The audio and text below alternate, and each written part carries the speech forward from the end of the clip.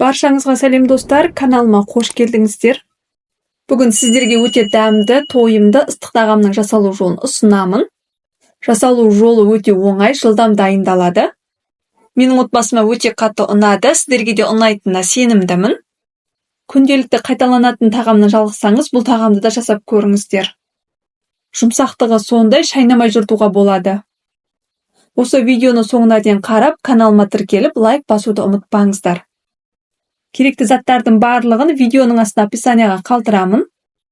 Ең алдымен картопты суға пісіріп аламыз. Дәміне қарай тұз саламыз. Сонан соң қызған табаға сұйық май құямыз.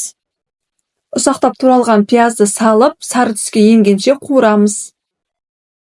Ендігі кезекте тартылған етті салып 5-6 минуттай қуырамыз. Дәміне қарай тұз саламыз.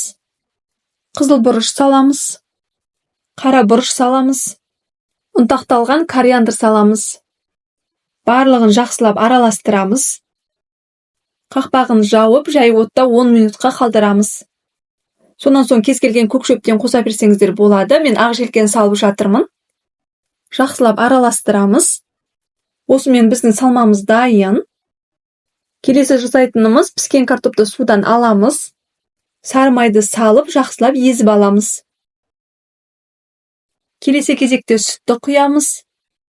Тағы да жақсылап еземіз. Бір дана жұмыртқаны саламыз. Жақсылап еземіз. Тағы да дәміне қарай тұз салсаңыздар болады. Мен салмаймын, пісіп жатқанда молдау етіп салдым. Мінекей картоп пюресі дайын.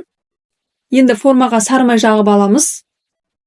Дайын тұрған пюренің жартысын формаға саламыз. Жан-жағына жайып, тегістеп шығамыз. Сонан соң дайын тұрған салманың барлығын саламыз.